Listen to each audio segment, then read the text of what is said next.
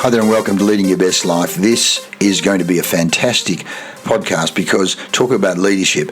I've got in front of me a book a mate of mine gave me, Shackleton's Way. When you're talking about leadership, in fact it says it, Leadership Lessons from the Great Antarctic Explorer. It is just a brilliant, as it says, a leadership book that reads like an adventure story. Why? Because it is. Stay tuned because there's just so much I want to share with you and I want to help you not only lead your best life, but lead people, lead businesses, lead your team, and lead yourself to the places you want to get to in your life and stand on the shoulders of the great Ernest Shackleton. Stay tuned. Here we go. If you sell business to business, you really do need to be listening to what I'm about to say in the next 30 seconds. Here is a package of coaching training to actually transform your sales. We think you can triple your sales in the next 14 days with this CZ6 system. You can increase your average deal size and your profit margins. You can motivate your team and yourself to perform better. You can close more deals faster, so you increase your conversion rate quicker and you reduce stress and have a lot more fun in your business. This is a super comprehensive package where you are going to get a whole lot of coaching training. Forget that, you're going to get results, you're going to get inspiration, you're going to change your life in the next 14 days or even less. Listen to what people say. Lee's tools have had a real increase to my business. We've increased and hit our targets by a factor of 10. Absolutely fantastic. Sales are up 28% and 40% up on last year to date. It goes on and on. There's been a 40 to 50% improvement. It goes on and on, folks. Find out more. If you're committed and serious about growing your sales, you'll find out more. Click the button below and get involved. And I'll see you on the other side. Thanks for listening. See you soon. Welcome back. You're probably asking, who was this Ernest Shackleton guy? Well, quickly, if I go to Wikipedia, you'll just get a taste of who this guy is. Sir Ernest Henry Shackleton, born 1874, died 5th of January 1922, an Anglo-Irish Antarctic explorer who led 3 British expeditions to the Antarctic. He was one of the principal figures of the period known as the heroic age of Antarctic exploration. Born in Kilkay, County Kildare, Ireland, Shackleton and his Anglo-Irish family moved to Sydenham in suburban South London when he was 10. And it goes on in terms of his experience as third officer on Captain Robert Falcon Scott's Discovery expedition in 1901. But really, what he wanted to do was to actually cross from one side of Antarctic to the other. The problem was, this is in around 1911, just before the First World War, he wanted to go from sea to sea via the actual pole. Can you imagine how tough, just setting that as a goal? He'd made preparations for what became the Imperial Transantarctic expedition of 1914 to 1917, so 3 years. The expedition was struck by disaster when its ship Endurance became trapped in pack ice and finally sank in the Weddell Sea off Antarctica on the 21st of November 1915. But the point is, they were trapped in ice for months, living on the boat, and then as the boat got more and more pressure, eventually the ice just cracked it and it sunk. But they were at this stage, they were camping in tents. Can you imagine just how cold it was, let alone then to try and start moving away from that campsite to get to a point where they could try and sail to Elephant Island. So let me just tell you what happened. The crew escaped by camping on sea ice until it disintegrated, then by launching the lifeboats to reach Elephant Island, and ultimately the South Atlantic island of South Georgia, enduring a stormy ocean voyage of 700 nautical miles, or 1330 kilometres, 830 miles, in Shackleton's most famous exploit. And then you'll see he lands on a side of the island, which meant that he had to climb across mountain ranges to get to the other side, to get to the actual fishing whaling station to get help. And not only that, he then got in a boat with other guys and went back to get the rest of the people. So no one died on his expedition. It was just incredible. And so people have studied him, and my book here is just incredible because it goes on and on in terms of the characters and how he actually recruited people. Let me just start with this one here. The boss liked optimists. He saw them as the most likely team players. Shackleton wanted men who contributed to esprit de corps, those with a passion for life and a passion to be an explorer and a confidence in success. One thing Shackleton looked for was a happy person. Can you imagine? Can you imagine wanting a depressed or anxious person going down to the Antarctic? One thing Shackleton looked for was a happy person. He told endurance meteorologist Leonard Hussey, "Loyalty comes easier to a cheerful person than to one who carries a heavy countenance." It goes on and on. Shackleton asked me if my teeth were good, if I suffered from varicose veins, if my circulation was good, if I had a good temper, and if I could sing. At this question, I probably looked a bit taken aback, for I remember he said, I don't mean any Caruso stuff, but I suppose you can shout a bit with the boys.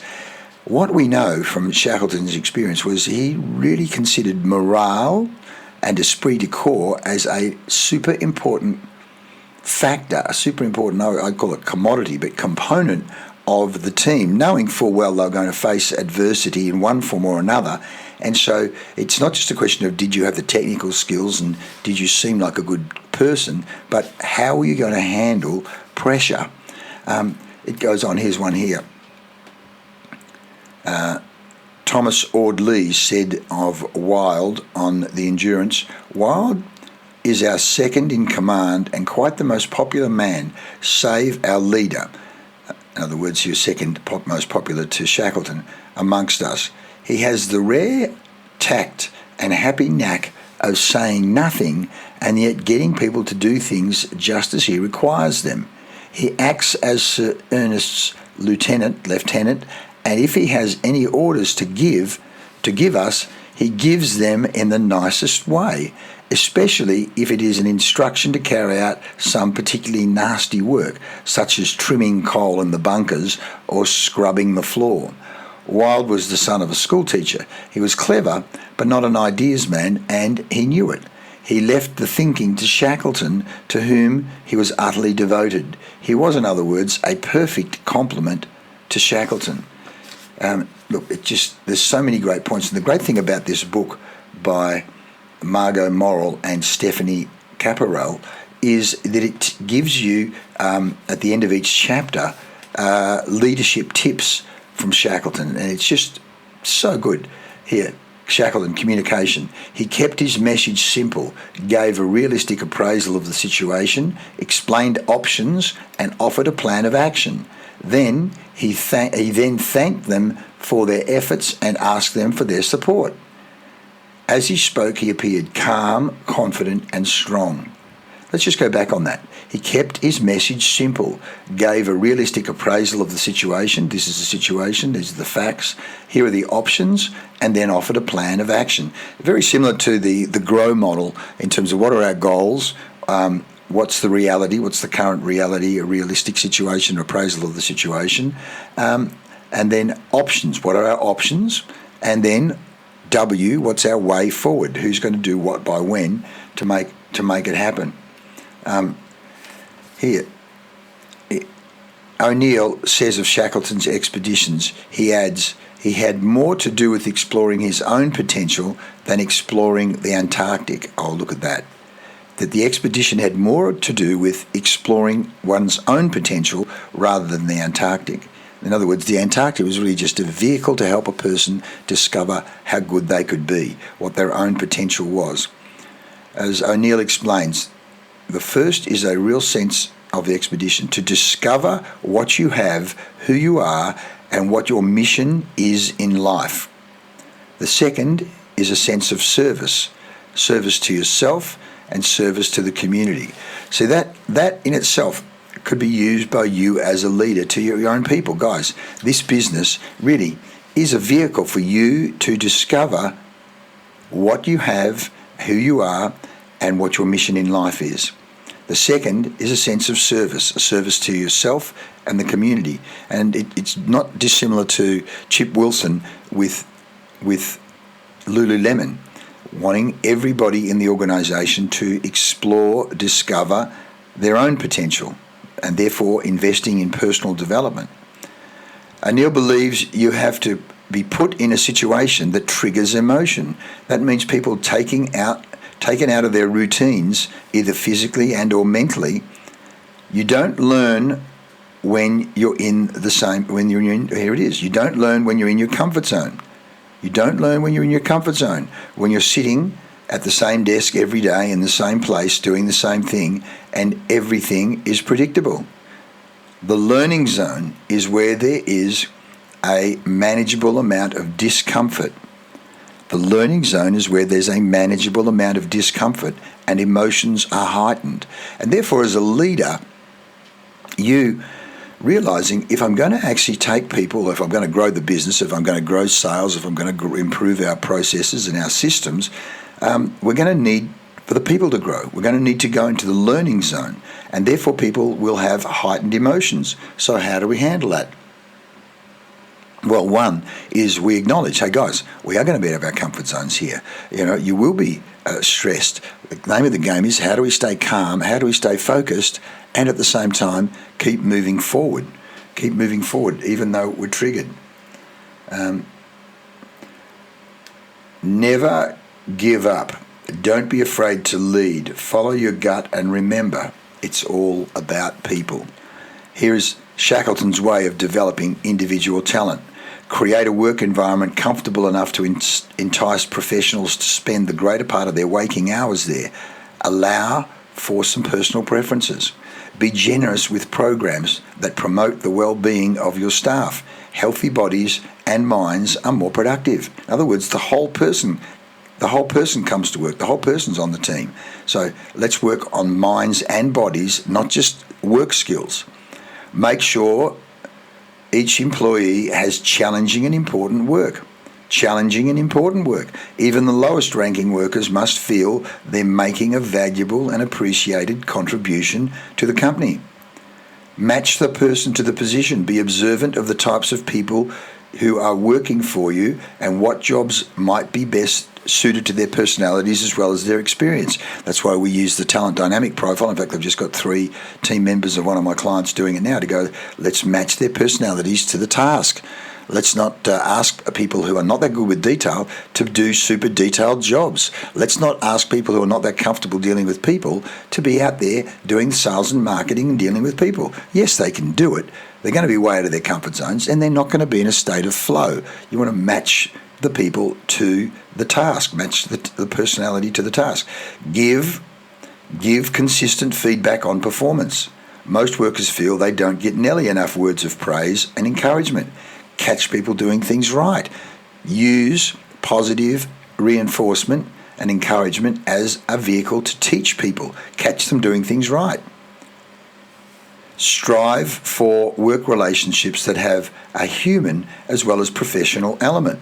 No matter how large your company, get to know as many employees as possible. Memorize their interests so you can chat about something other than work. Their family, health, fitness, sport, kids development, a whole range of things. Travel, food, movies. Connect as a human being first. So important. That's what we talk about rapport and points in common. What are the points in common you have? Memorize their interests so you can chat about something other than work. Reward the individual as well as the group. Public acknowledgement of a job well done, a birthday or a work anniversary will make an employee feel appreciated. James Sutherland at Office Solutions IT is brilliant at this in terms of years of service, birthdays, reasons to celebrate and get people feeling good and associating a positive feeling with being at work and being part of the team and achieving. Be tolerant.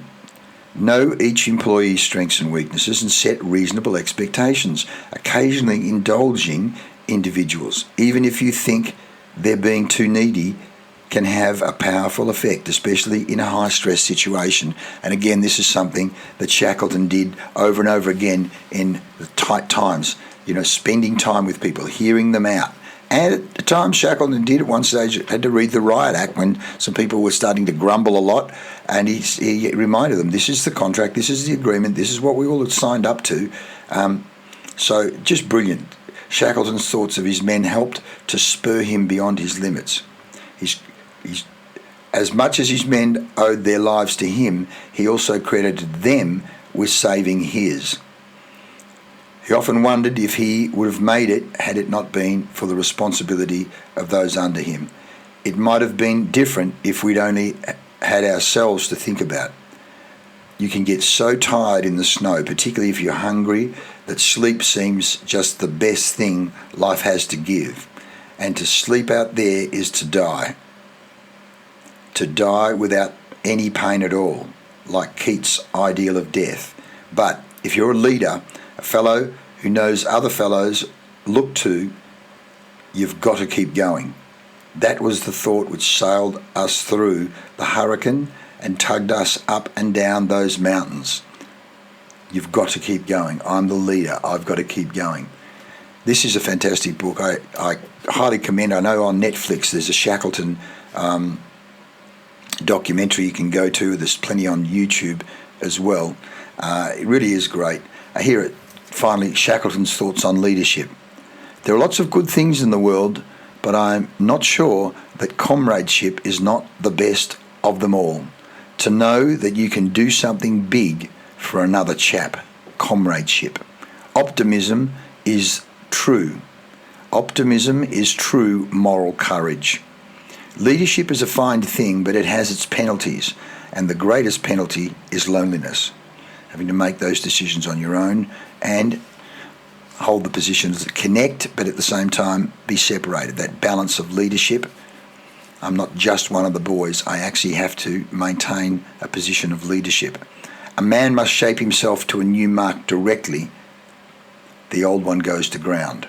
A man must shape himself to a new mark directly. The old one goes to ground. In other words, standards, performance.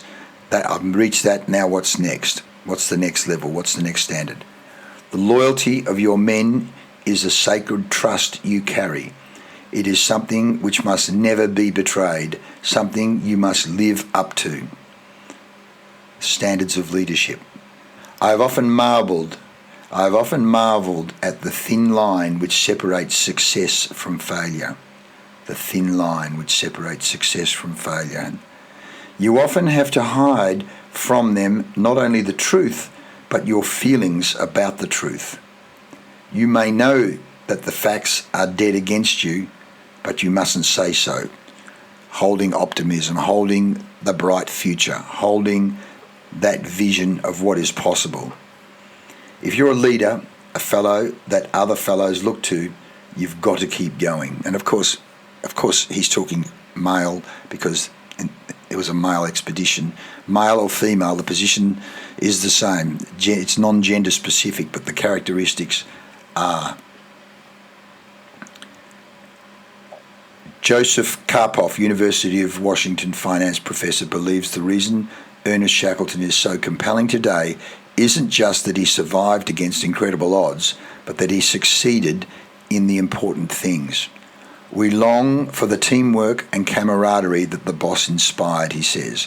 We admire his ability to recognise both the faults and the potential of his men, and his willingness to lead by example.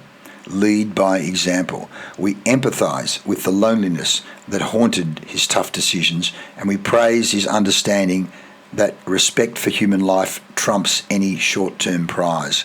Ultimately, Shackleton is a success because in him we catch glimpses of who we want to be. Folks, I commend this to you. Study Shackleton, particularly if you're into leadership and want to get better at leadership. I'll leave it there because we are talking about leading our best lives. So if we're going to lead our best lives, then what we need to be doing is studying great leaders. And Shackleton is certainly one that you can study. Hope you get something out of this. Want to find out more, do touch base with us. We've got a whole range of tools at Leigh Farnell Best Business. In the meantime, I'll see you in the next episode. Thanks for listening.